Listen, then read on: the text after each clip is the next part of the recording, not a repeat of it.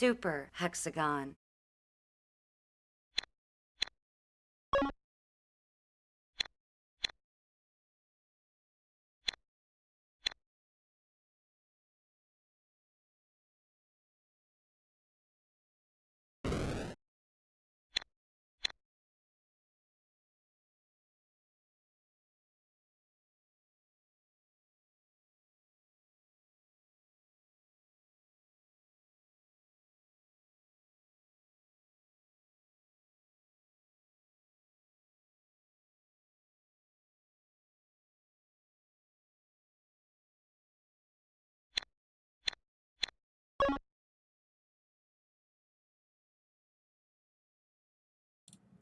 Hello, everybody. So this is the first episode of Procedural Powerhouses with a new interface, new layout here.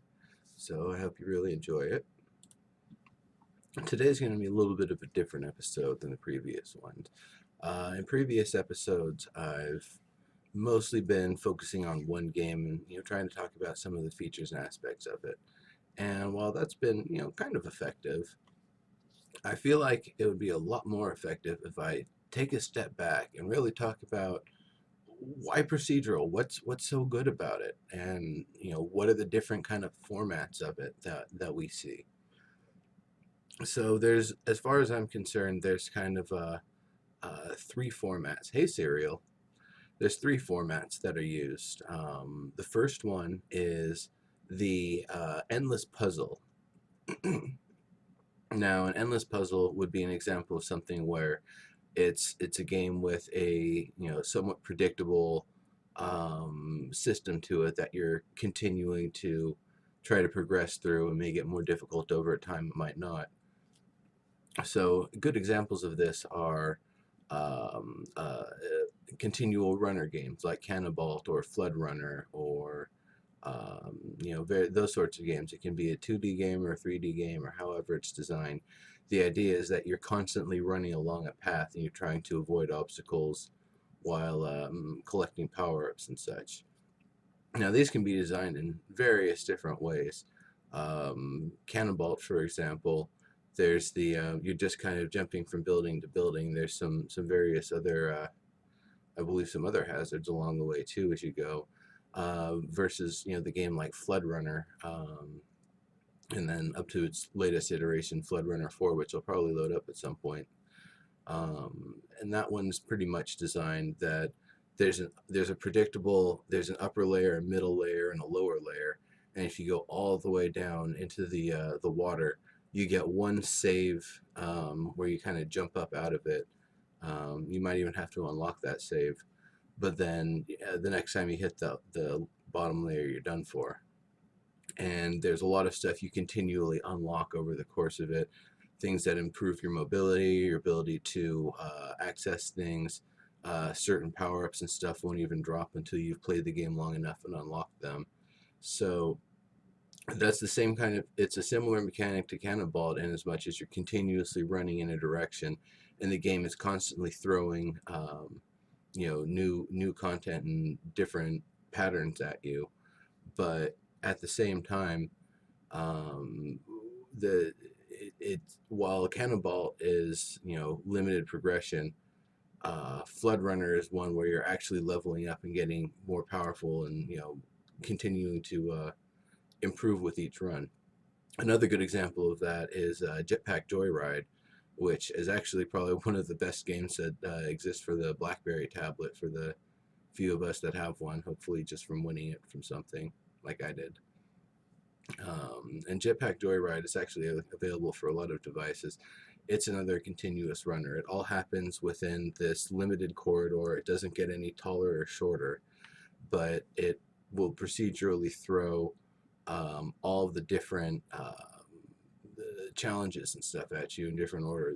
They'll give you a wave of coins, and then maybe some laser things to dodge, and then more of these electric boundary things. It likes to use a lot of those, and you just have to keep on avoiding them to continue. But there are some other things you can get. You can collect one of these power-ups that actually puts you in one of the 5 vehicles. And you can actually upgrade those too and get more effective versions. On top of that, you can actually put up your own kind of accessories. The character can equip up to 2 things that will improve their capabilities. Plus, there's other things that can be done, like buying a boost that will just shoot you through a portion of the level immediately. Oh yeah, Serial. That's another one. Another good one to bring up is Flappy Bird. That's all it really was. Is just procedurally throwing at you the. I'm pretty sure it was done procedurally, just throwing at you the different pipes in various random order, and you just have to avoid them. Simple mechanic, really, but hugely effective. So that's kind of one form of puzzle game. Now, it doesn't just have to be a race along a linear path. I actually really enjoy Super Hexagon as an example of a game where it isn't a running game, but you're still getting the procedurally generated elements where they're constantly throwing the randomized challenges at you within limit. There's certain set patterns that you're being given in different ways, and they're sometimes skewed off by a little bit from the last time you saw it, or the thing that you saw before it and the thing you see after it are different. So how you have to enter it and how you have to exit are done completely differently. So I'm actually going to demonstrate this a little bit here with Super Hexagon. Now let me know if the volume's a little too loud, because it's a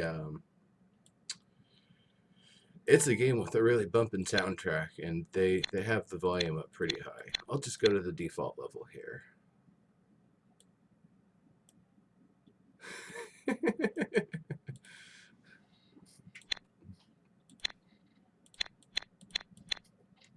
I wouldn't know Serial. I've never tried crack. Begin. So, very simple pattern at first. And it always usually starts with something that's pretty simple and easy to dodge. Now, the other thing with this game is it's very peripheral. If I'm just looking at the center, I'm going to lose because I don't know where my next exit is. This level of difficulty actually folds multiple times, which is really cool too. But it doesn't always fold the same way every time. Sometimes it'll go to the Game over. Sometimes it'll go to the pentagon, and then it'll go to the hexagon again. It won't even do the square until later on in the level. So that's one more element of the procedural challenges that makes this game, especially the first level, just really awesome. Triangle.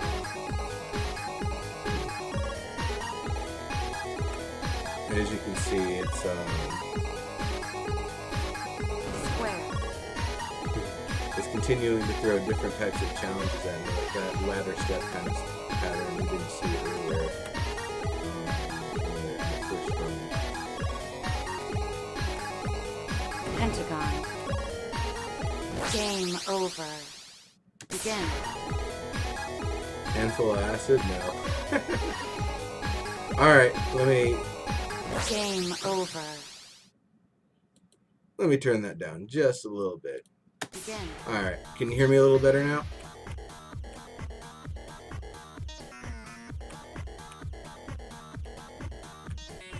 Line.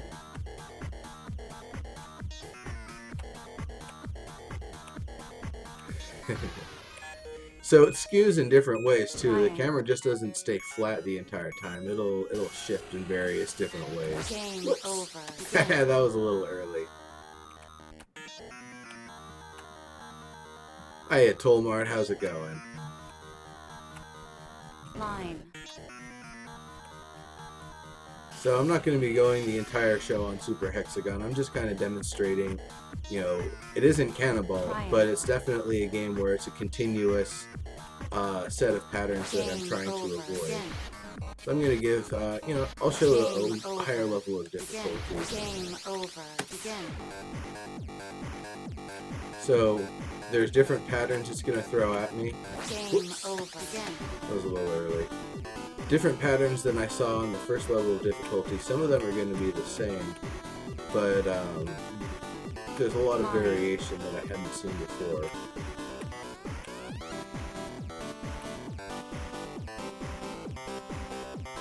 We've seen that pattern before.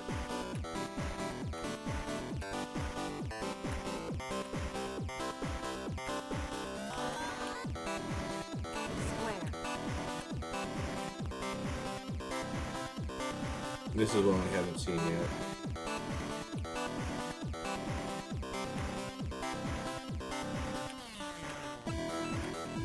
Pentagon. That's a new one.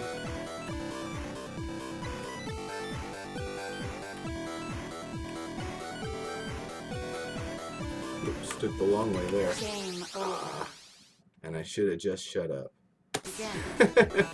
Game over. So, you know, I'll show you another level of difficulty here. Now it gets a lot faster here. Game A over. lot Begin. faster.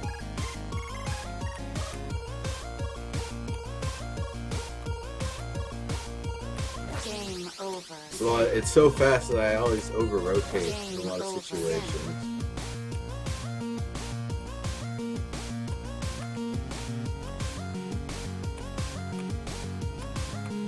Line.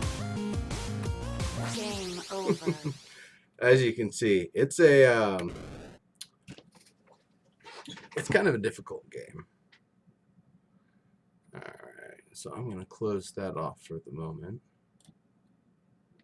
It's kind of difficult, but it's a really fun game. It's really good for building reflexes, and no two play sessions are ever going to be the same, which is what's so awesome about it. I absolutely love it.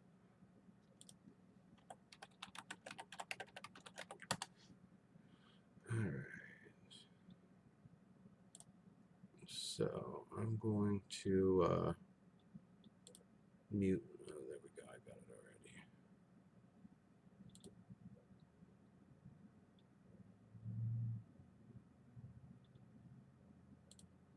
Give me just a moment to adjust the window here, because I'm actually going to show you Flood Runner 4 for a moment. I haven't played it in a while, but it's truly a fun game. All right.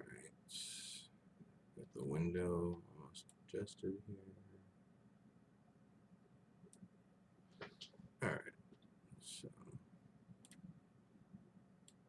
floating it up.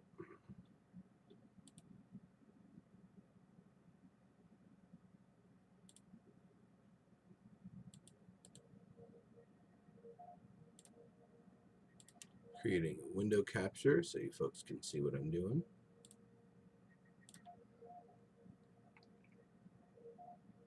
Alright, let me just move this into position. Alright, so I'm going to demonstrate a little bit here on Flood Runner 4.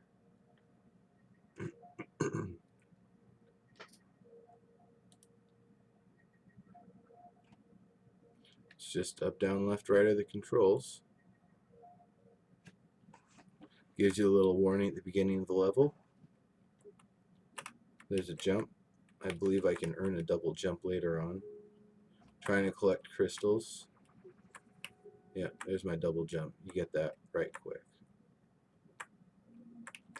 And that's the other good thing about this game is it gives you very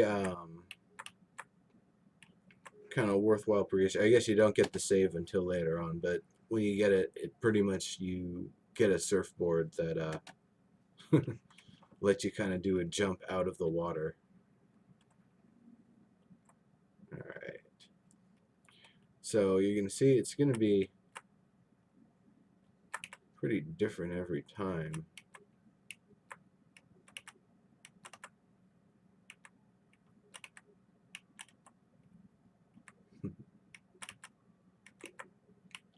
And, you know, that means if it was the same every time, then I would just be able to predictably do the exact same thing every time. It wouldn't be a big deal.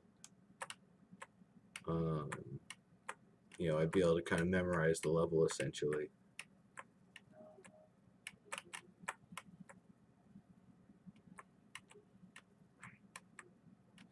Yeah, this is actually a free browser game. I'm playing it on Congregate right now. I've just got it hidden so you can't see. The Floodrunner series has been a work in progress for a little while, and I've really enjoyed how it's gone. I don't really have too many attacks right now. I think I need to joust style get the upper edge on them in order to actually hit. I ran myself out of glide.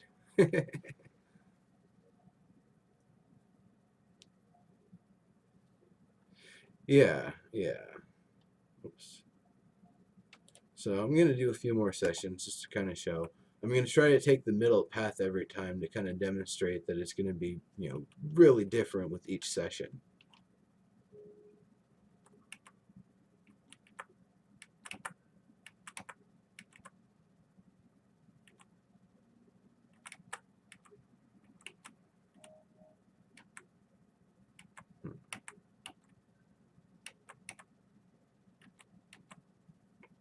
Wall run. So you'll see various types of walls that you can actually kind of keep on jumping like those, and you just keep pressing up and you climb across them.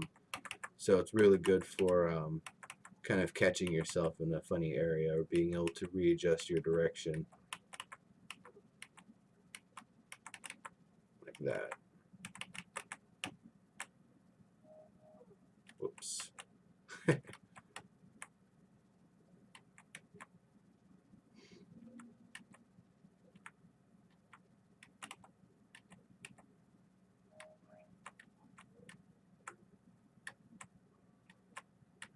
Just continuing to progress.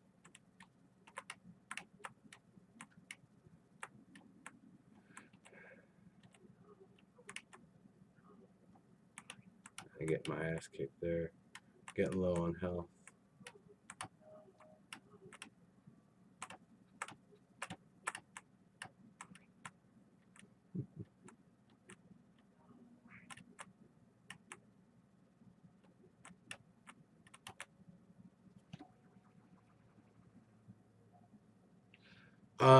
There's various places you can find Super Hexagon. I got it on Steam for 29 cents when it was on sale. I recommend getting it when it's on sale, or you can just get it whenever. It's only like $3. Um, and there's also a fan project somebody did during a Commodore 64 challenge. That was basically a Commodore 64 version of Super Hexagon. You can use I guess a Commodore 64 emulator, and you can actually play it that way. It's not the exact same game, but it's a pretty cool tribute to it. So I'm going to do a couple more runs here, and then I will move on and talk about the second major type of procedural game. So as more stuff is unlocked, the stuff that's actually going to even be seen completely changes. So that's a really nice feature for this game, is that not everything is even available at the start. As you keep on playing and unlocking more stuff, what actually becomes available completely changes, thus further altering the landscape of the game and giving you potentially more options, or in some games more hazards to deal with. Like those freaking bees everywhere.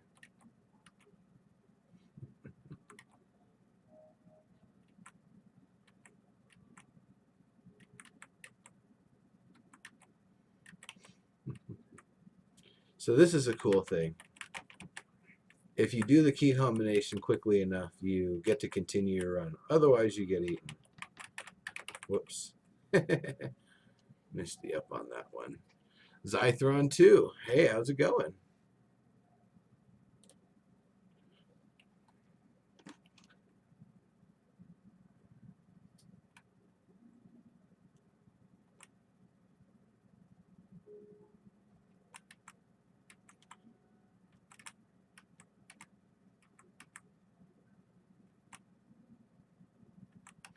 The chomper. Yeah. Oh, I'm doing great.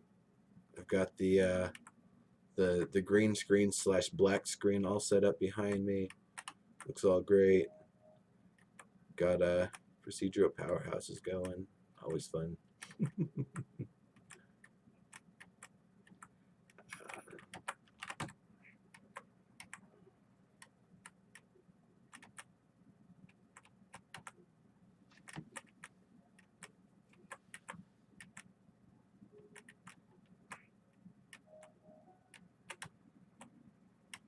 So now I've got a surfboard, so if I actually fall all the way down to the bottom, I've got one save, one extra life basically, in that way.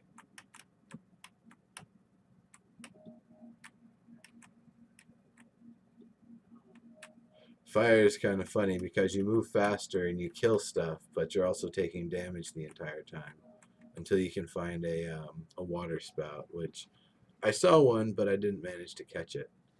I guess I probably could have used that surfboard and cleared it off on the bottom floor. So one more run, and then I'll be moving on to the second category.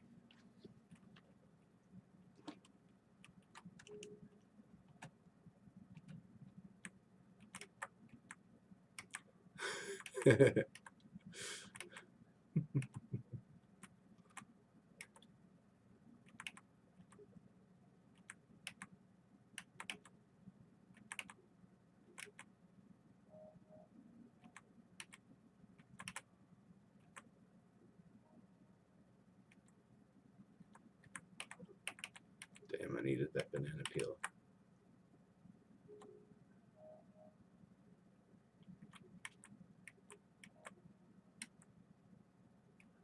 Oh, jerks.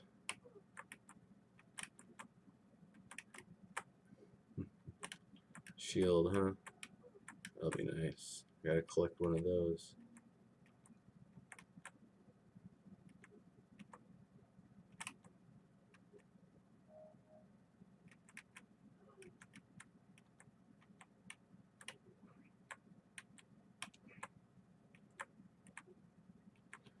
Surfboard behind those spikes. Kia.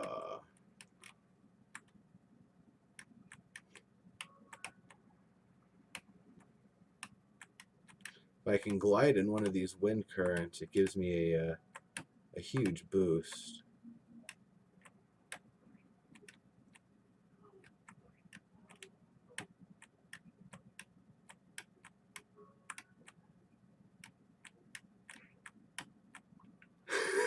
So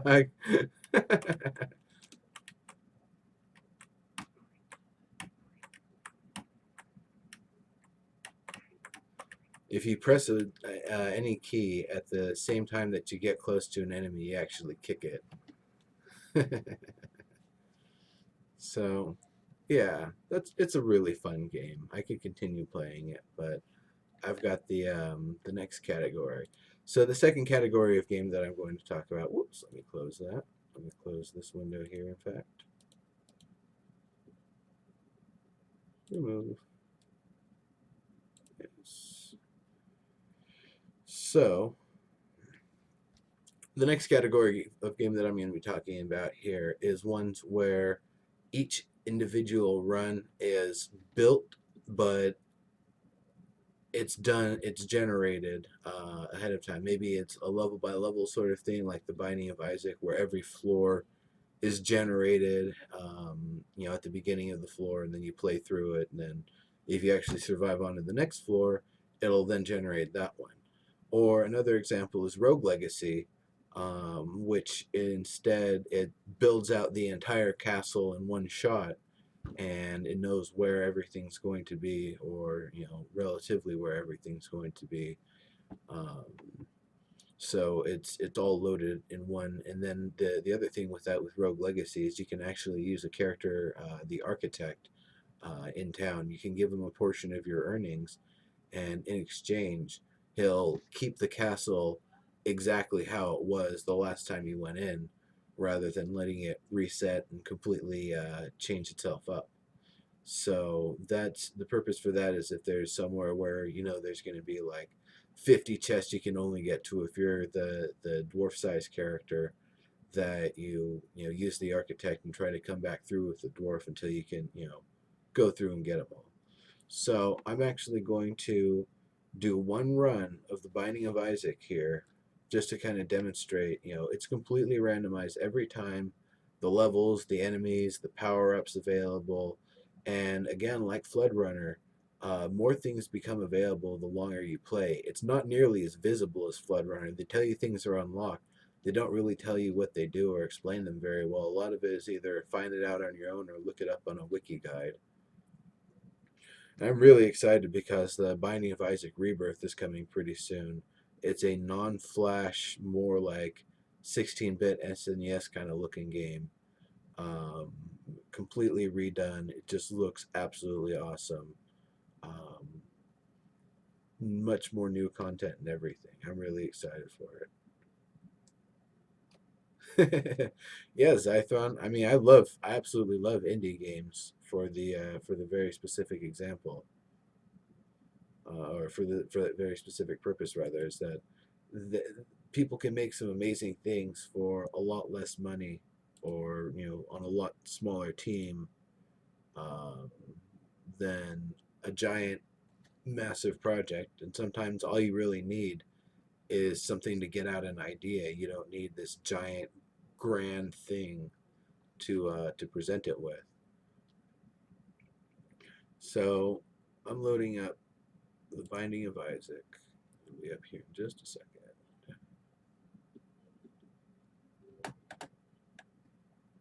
All right. Game capture.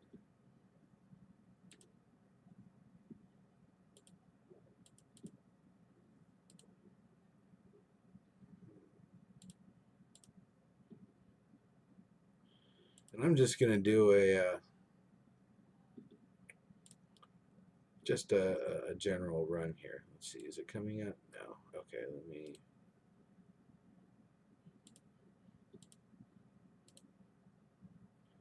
I think I need to do this as a window capture, actually. There we go. Okie dokie. I'll just shrink this down a little here. Now this is the character Kane. He starts with one less life, but he starts with the lucky foot. The lucky foot is really, really powerful. All right. Let me adjust the sound here so you can actually hear the game a little bit.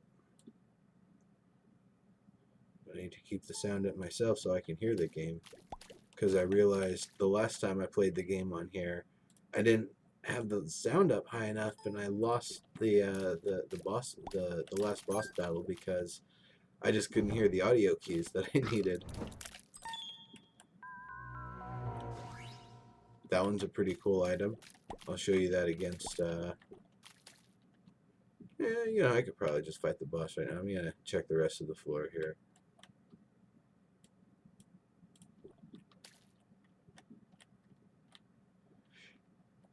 Yeah, Zythron, like I definitely, if I get to the point where I've got kids, I will have to start them on the classics before moving on to more of these modern games. Earlier games were just a lot simpler too. Yeah, it is very much a Legend of Zelda style game. That is very much an inspiration for this game. Though a lot of these enemies have a lot smarter AI than what we saw in Legend of Zelda. Now that door up there, it's a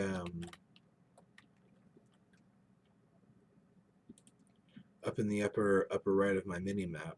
That's actually a shop. I can use a key to try to go in there. Sometimes it's a battle against one of the 7 deadly sins, generally greed.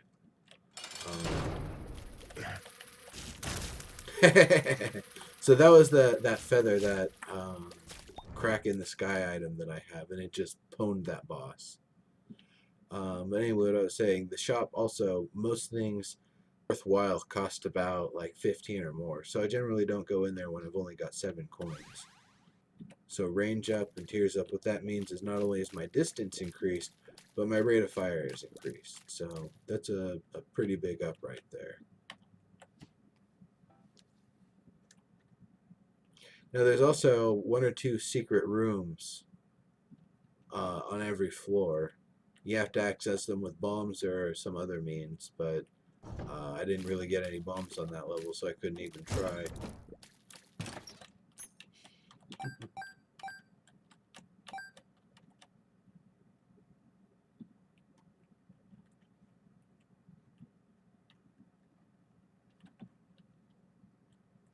Yeah, kind of serial. This is definitely a really fun game. I recommend checking into it and getting it when it's available. Now this blue block, this kind of bluish rock right here, I can't actually I can't destroy it without a bomb, but it's actually got some sort of special item in it. I see another one in this room, so I hope I can get some bombs. I might even actually try the shop to see if I can get some bombs if I don't find any by the end of the floor here. But once again, procedurally generated game. I've had entire runs where I didn't find keys for any of the doors I needed them for and had to miss a lot of treasure. I've had runs where I've needed bombs and just never got any. So none of the superfluous treasures and stuff that I could have tried to collect and gotten big stuff off of were even accessible to me. So I've got 11 coins. Let me check in here. Treasure map, random pill. Ouch. Stupid fire. I'm gonna take my chances with this pill. I've got the lucky foot, so nothing can be bad. Full health? Cool. Good to know that for later. I also haven't really been finding many hearts on this run.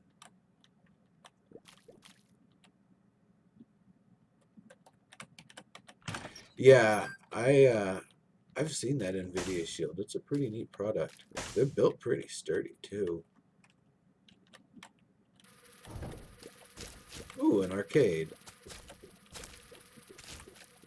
Arcades can pay out really big. It costs 1 coin to enter, and there's just a coin waiting for me. Now this guy is a jerk. I can, play his 3 skulls game, or I can just kill him and collect some goodies. So the art style, this is just flash art. In fact, the creator of the game was saying he didn't intend for the game to go this long looking like this.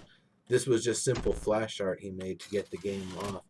He didn't realize it was going to be this popular this quickly, and that's part of the reason. Bad gas. That's a radial poison attack. He didn't realize the game was going to be this popular this quickly, but that's why he's doing the Binding of Isaac Rebirth, is to do a full graphics overhaul and put in all the features that a Flash-based game is limited from.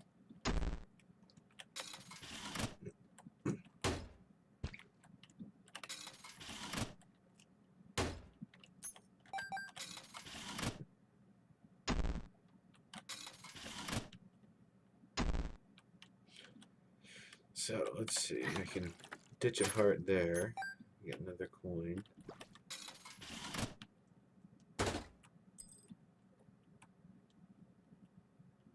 That's pretty cool, Zythron. Alright, so I'm going to continue the floor here, finish it out. I might find some more coins. Like that. 2 of clubs, I think, is just plus 2 bombs, plus 3 bombs. Doubles my bombs. Something like that. Spider shot? Yeah! Hell yes! Hell yes! This thing is super powerful. How fortuitous. I've only gotten this a few times.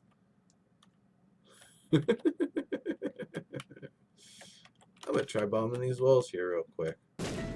Yeah, there we go.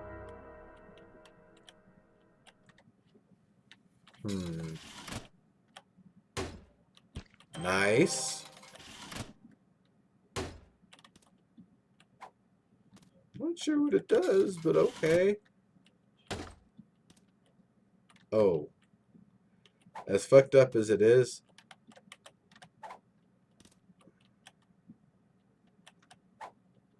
this is actually one of the most powerful things you can get because it greatly increases your rate of fire. Child's heart. That increases the heart rate, or heart drop rate. Man, this thing is just churning out gold. Holy crap. What card is that? The Hermit? That'll take me straight to a shopkeep without expending a key, so that's really cool. Another heart. Emperor takes me straight to the boss. Don't really care for that.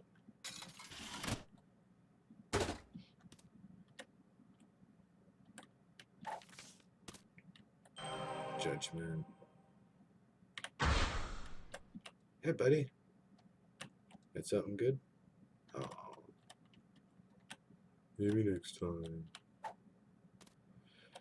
Alright, well, I think it's about ready for me to go fight the boss and see if I can collect any extra coinage from it. Actually, I've got a heart up there somewhere that I can loot.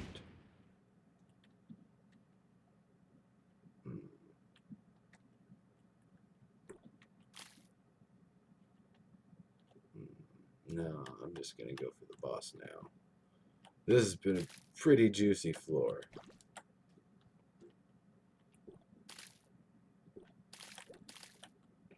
There was one more place that I needed to bomb, though. No, was it up in the next to the boss room, I think? Yeah, there it is.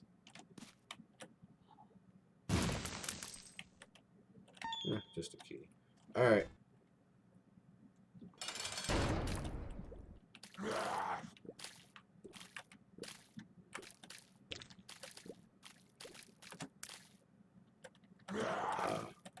That one's really a hit or miss. It'll just put down 5 beams wherever. Sometimes they'll be in a great location, sometimes it'll be that. But I am extremely powerful right now, so... Oh, a demon door. What you got for me?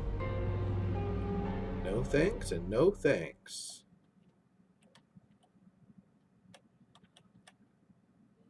I could continue grinding loot, but it gets kind of boring. I'm just gonna roll. I could pretty much just go to the last boss like this and probably do just fine.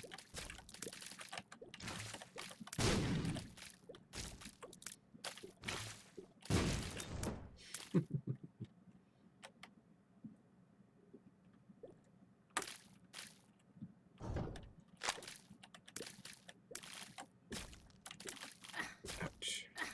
Dicks. Sometimes little crappy things can just corner you like that. Ah, bastards.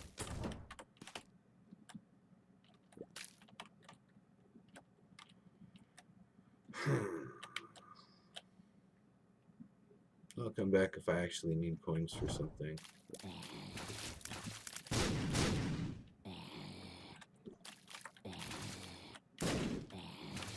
Trying to get him to shoot his explosive shot on the wall. The enemy's explosives can potentially break walls open too if there's a secret there.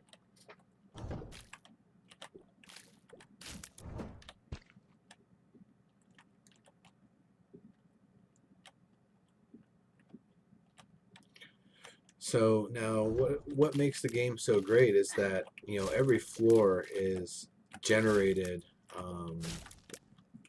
randomly, you know, every time. But as the difficulty increases, it'll keep doing the progression for you.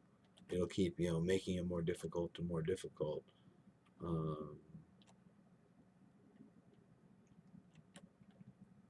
So you can't, you're just not just fighting the same level of enemy the entire time.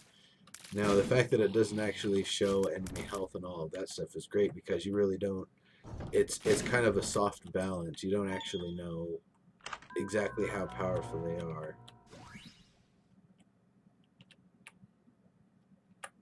What the hell? I have never gotten this before. And it has clearly replaced my... I have never used this before. This will be an interesting run. Does it just stab enemies? Yeah. But I need to be careful with it. Damn. Really powerful, but really finicky.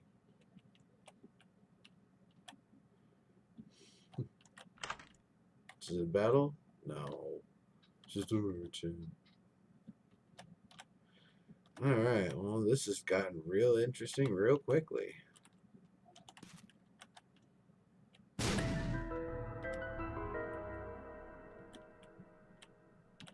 Oh, hell yes. Alright, this is going to be an interesting boss battle. Yeah, exactly, Serial. I've put many hours into this game, more than I care to look up and tell you right now, and yet I'm still seeing things that I haven't seen before. It is really pretty awesome.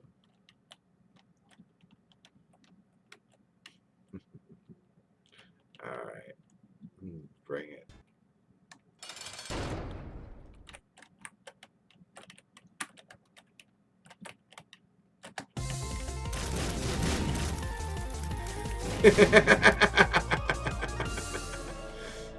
Pwned. Yes, dog food did just increase his health. Ooh. What's this one do again? That's... Alright. That is a unicorn horn awesome, though.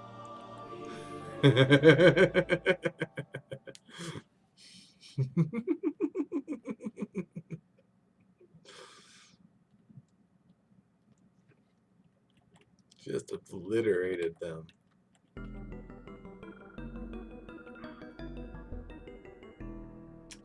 It's just an extra 10 bombs, but I'll have to fight enemies if I actually collect it.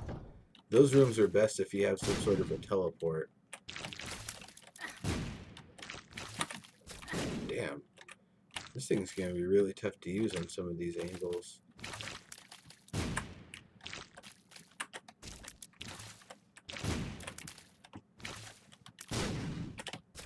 Normal unlocked door, non-locked doors can actually be blown open with explosions too.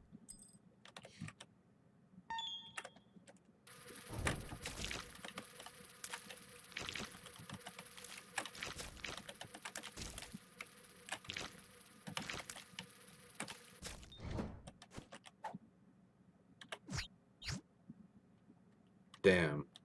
Had I known those were telepills, I'd have gone in and then used them.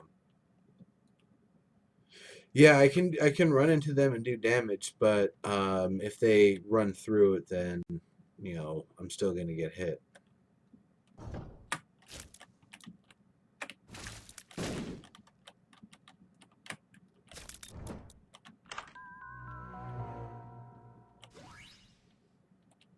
What's this one do again? It just gives me stuff. Eh.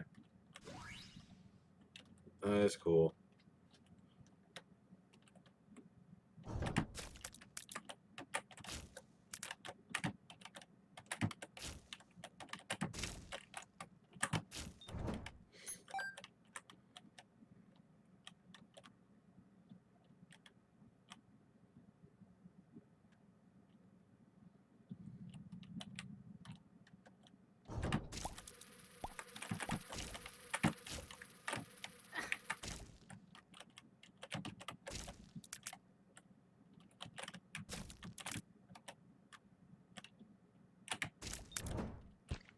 Man, I need some health.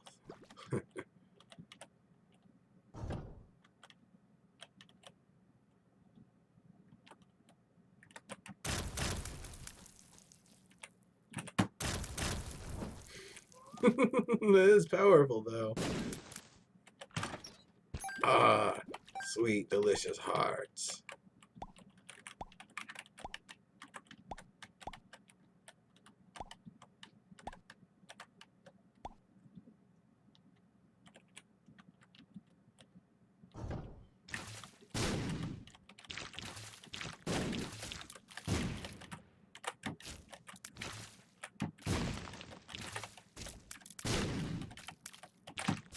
Ouch.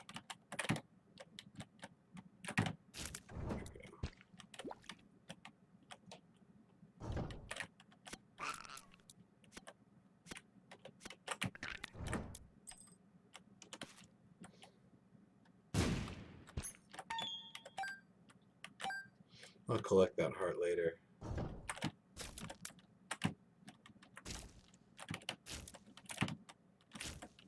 Normally those things that shoot stuff out of them are really annoying. They've got a different type of attack too, where they just spray a line of blood across the street like a laser. See you later, Tolmart. Thanks for joining.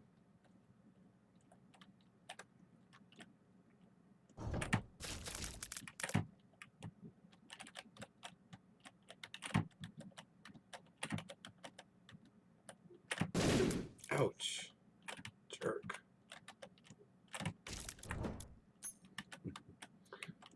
So,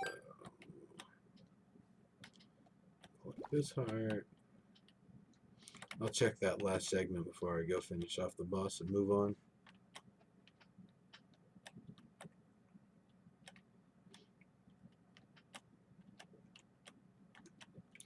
Now it's, it's gonna. Oh.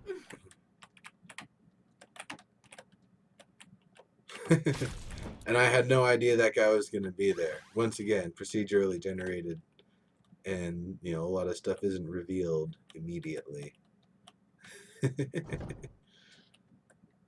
Took me by surprise. Oh, heck, I've got some coin. I'll check the vendor over here before I go fight the boss.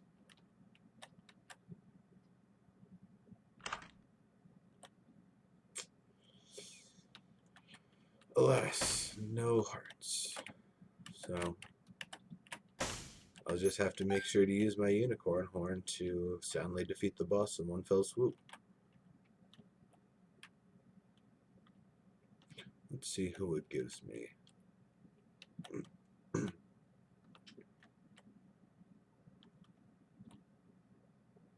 I bet it's going to give me Gertie. I just got a feeling for some reason. Let's see who it actually gives me, though. Nope. The husk. Oh, I can handle you. Yeah.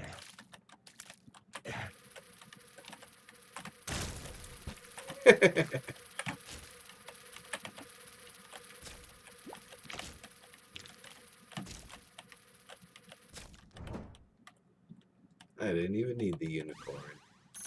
Cha-ching! Hell yes. Alright. Moving along.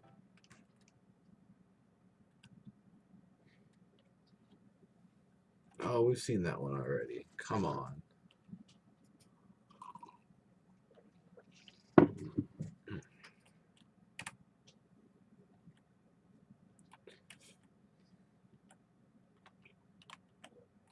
So I need a bomb and 2 keys to access this. I'm totally fine with that.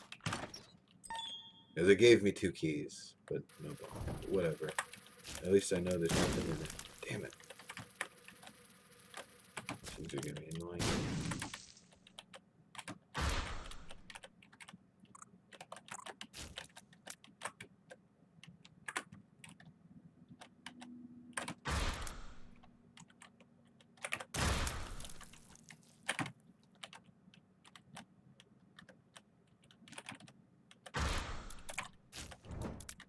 Full health.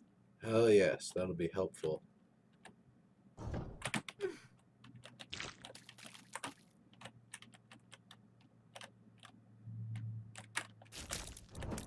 Yeah, there we go. I guess Cantor isn't really helping me at all now, so I might as well take the rusted key.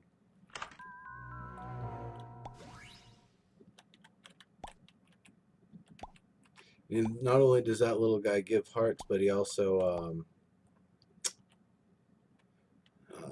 what's it called? Blocks shots for me. I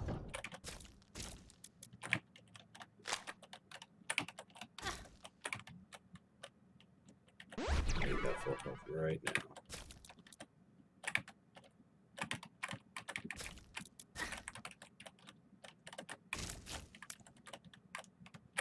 Oh, I can throw it at diagonals. Good to know. That's actually really cool.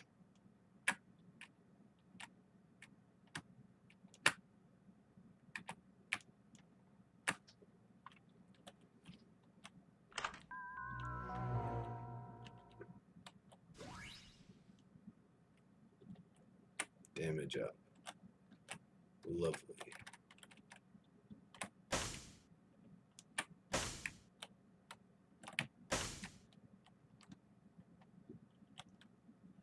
And I think it also increased my health.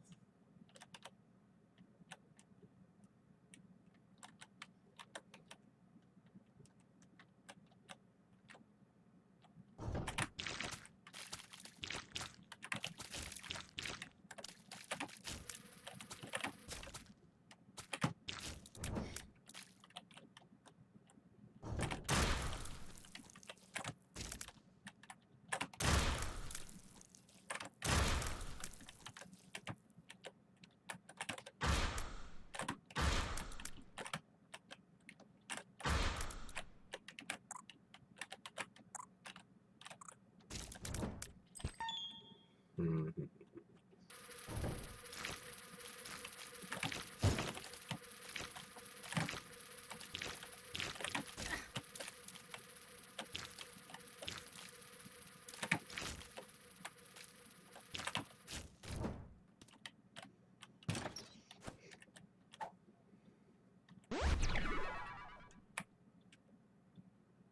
Once again, doesn't really do much for me because the knife mechanic kind of overrides it.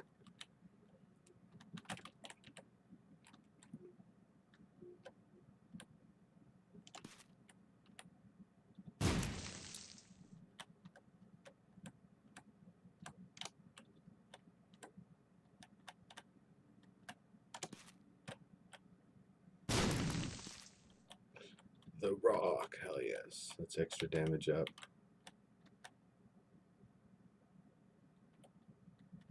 Now how to get at it so I don't get stabbed.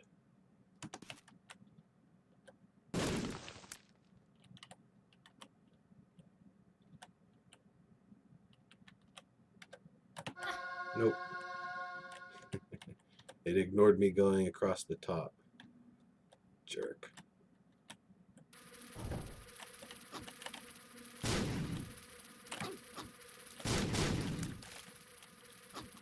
Oh yeah, sometimes enemy explosions will even attack other enemies. Particularly ones that don't put out those kinds of explosives themselves.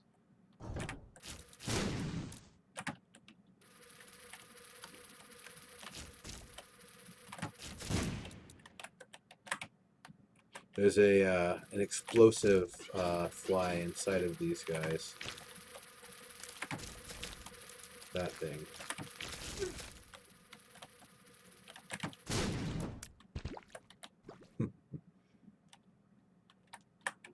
Those red flames actually shoot stuff, so I prefer to take them out.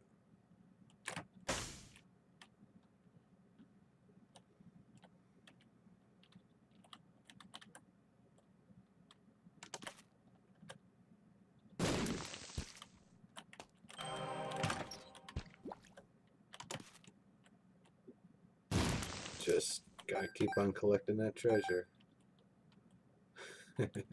Yeah, those bomb flies they're hilarious. They're just flying around. Hey, don't mind me. I'm just trying to explode on you.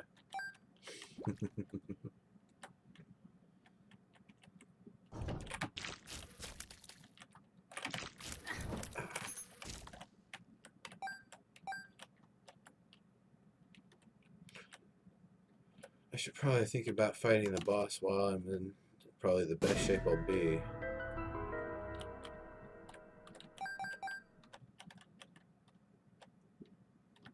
Yeah, I might as well. With all this extra health and this extremely powerful weapon, I should be able to just destroy it.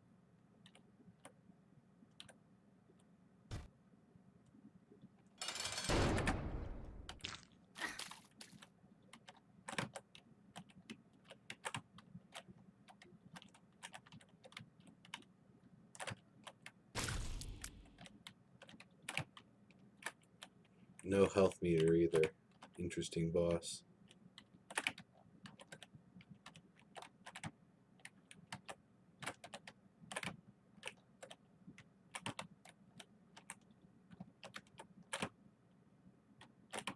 I've seen him before. He's just really annoying.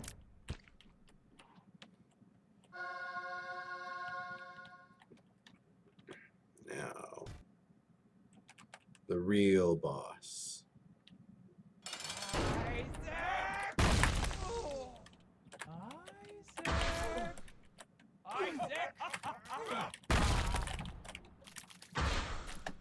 Might as well.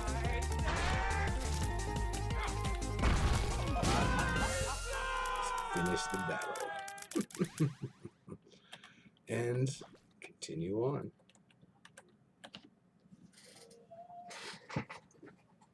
And now it gets real freaky. And also everything does 1 full health of damage to me.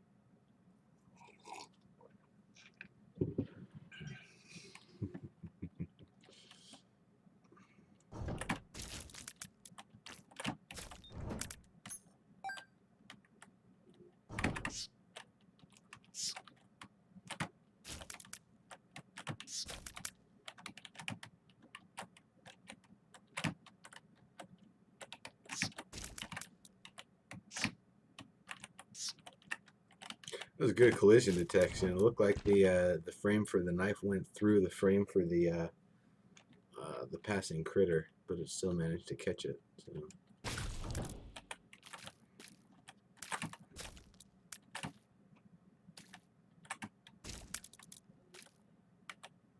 Okay. That enemy mimics my moves, but there's also some spikes there that it'll just die on.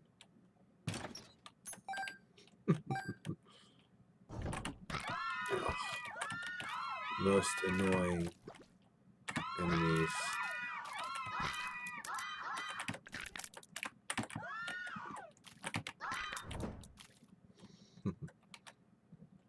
Oh, it is, Sag. It's it's not easy. I'm well practiced.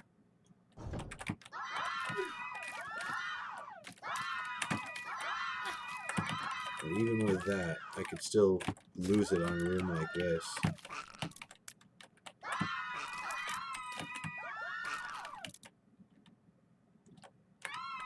Gotcha.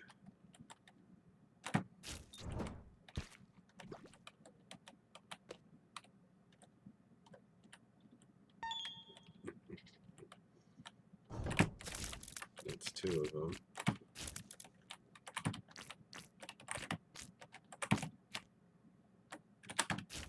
Nice.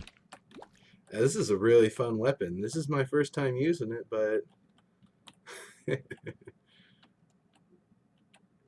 oh, little bastard. I'm not going to go through the spikes just to try to get something off of you.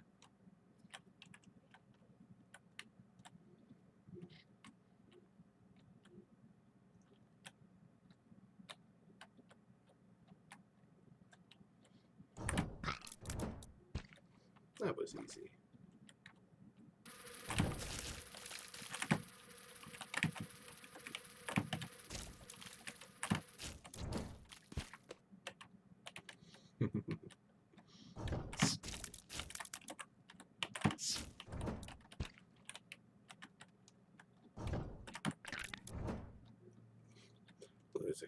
There's a lot of hearts on this run. It's actually coming up pretty good. There we go.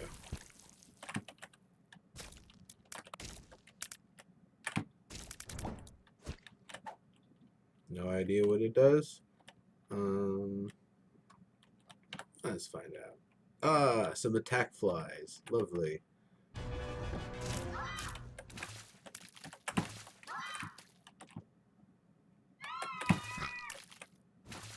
I think these enemies are like the likeness of the developers or something.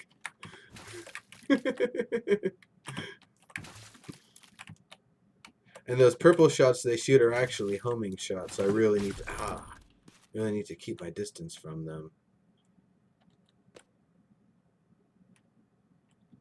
Man.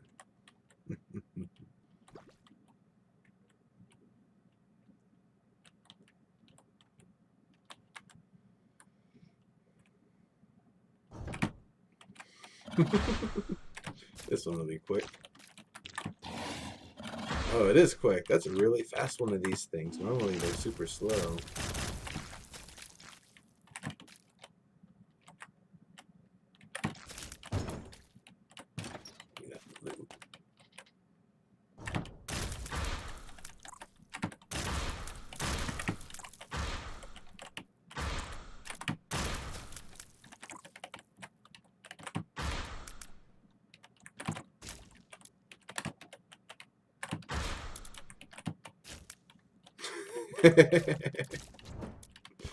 Troll bomb.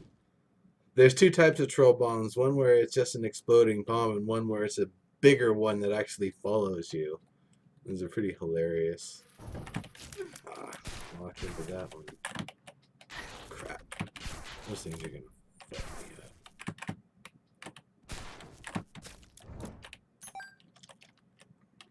Let me get some health back after that. Those eye lasers, you only see them down here in the tougher sections, and they just wreck you. They do so much damage.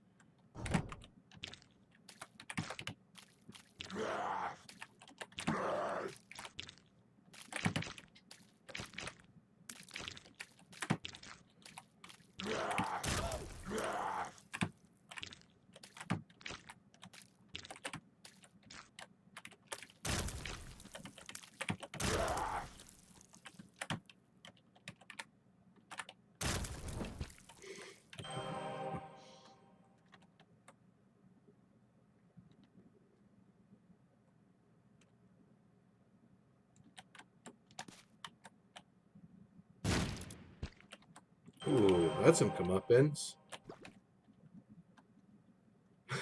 Yeah, it is.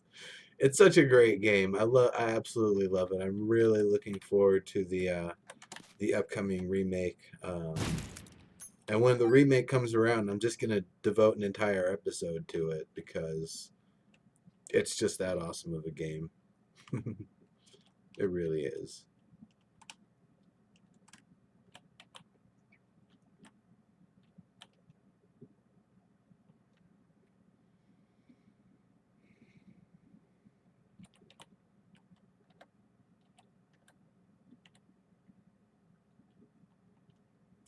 Oh, did I? Oh, I gotta change that. Thanks, Raven. I knew I forgot to change something. Cool. See you later, Sag. Thanks for popping in.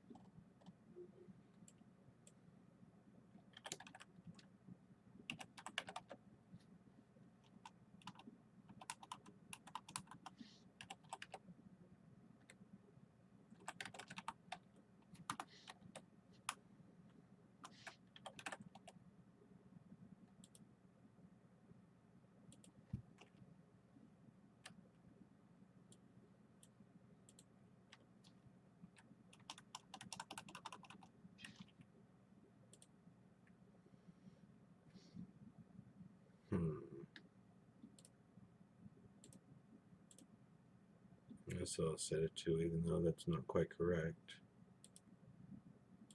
All right.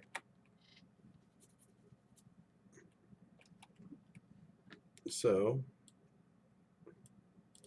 it's time for the boss. This isn't the last boss. What the hell? Yeah, I knew you were gonna come in from the side like that, you asshole.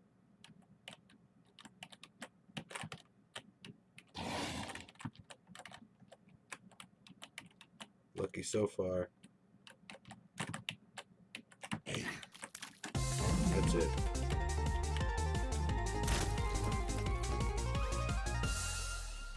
White pony, huh? Oh, that's pretty neat.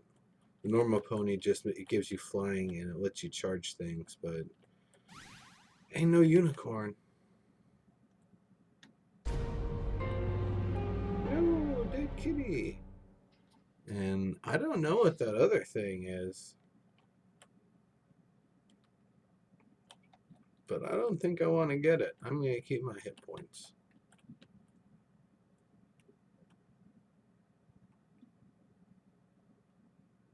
Attic attack. I'll have to check that one out. Raven, thanks. Alright. I'm going to, I guess, just go on down. There's nothing really else for me to check here.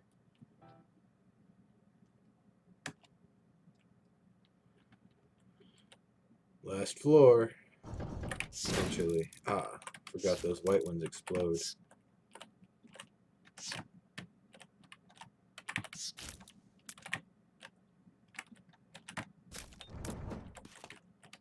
What's in here? I'll take my shot. I'll take my chances with it.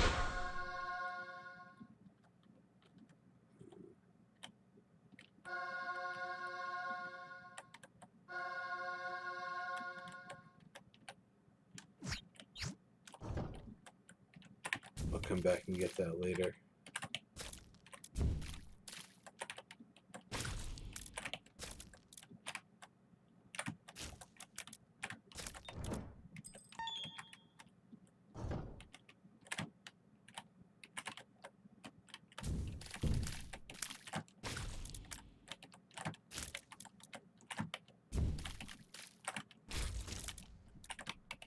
The blood trail these things leave is damaged, so I need to make sure not to get into it.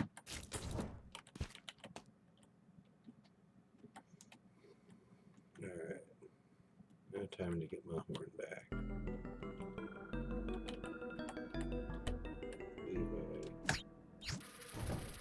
Maybe I can. I thought I could teleport and grab something at the same time, but maybe that's only with the pill version, the telepills.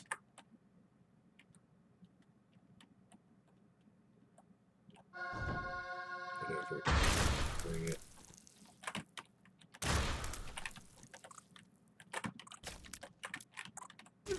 Damn.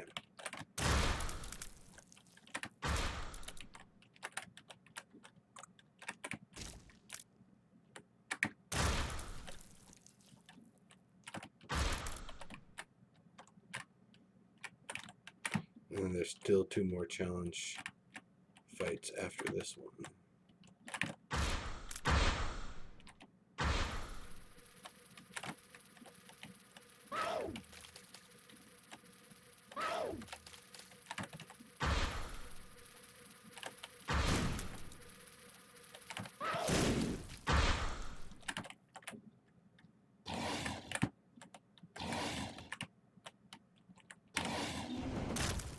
So, may or may not have been worth it, but at least I know it's there.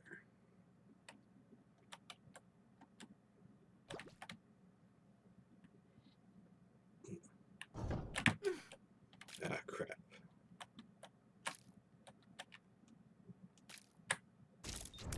At least I replenished from it. I think that's full health. Yeah. Big time.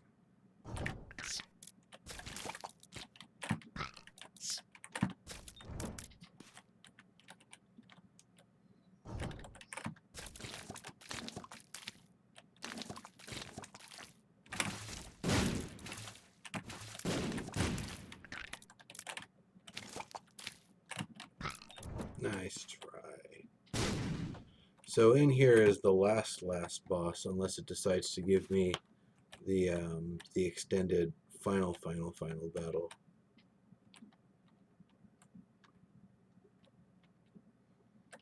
Not worth it.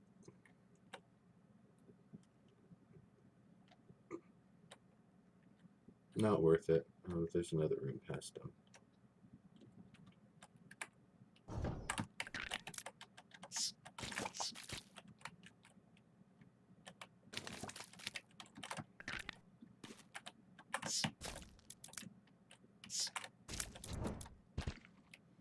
Good enough.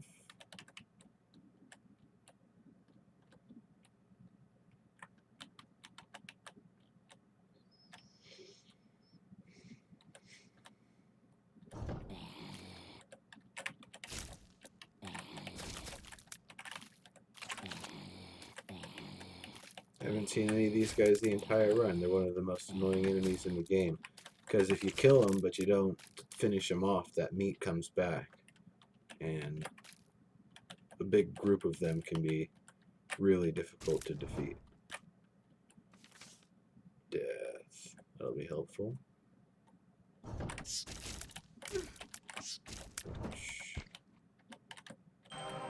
well.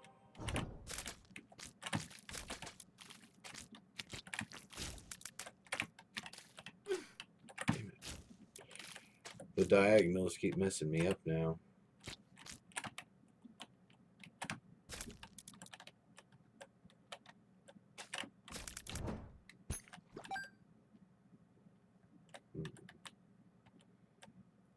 Sacrifice room, no thanks.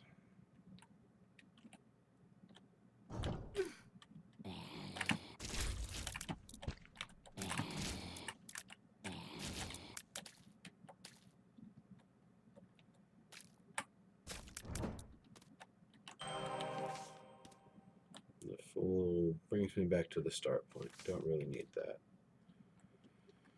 Just whatever health I can get, and then it's time to fight the boss.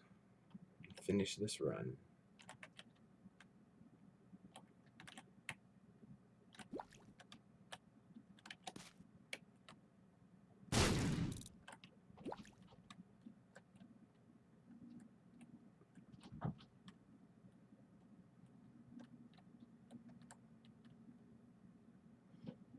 Alright.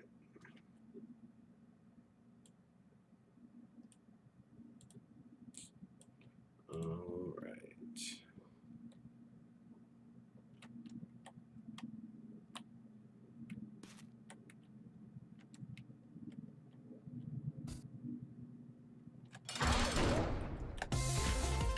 Get those eyes out of the way first.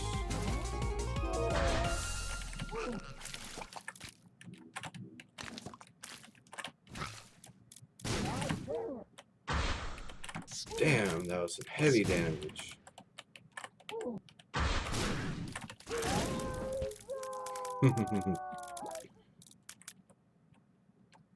That was some heavy damage.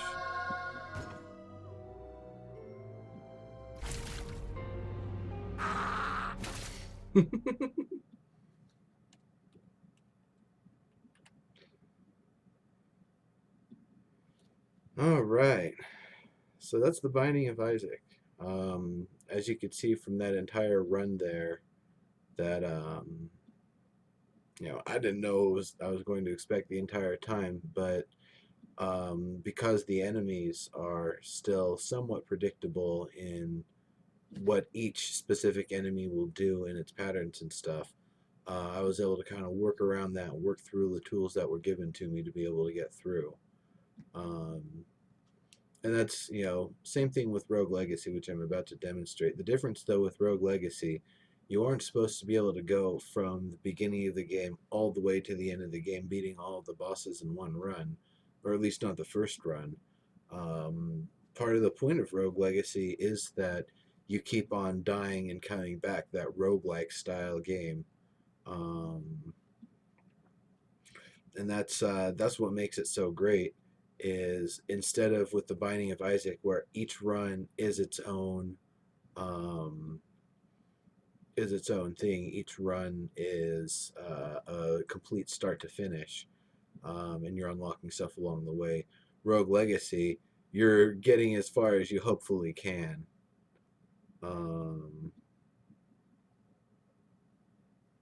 So after it finishes rolling the credits here, I'm going to pop up Rogue Legacy.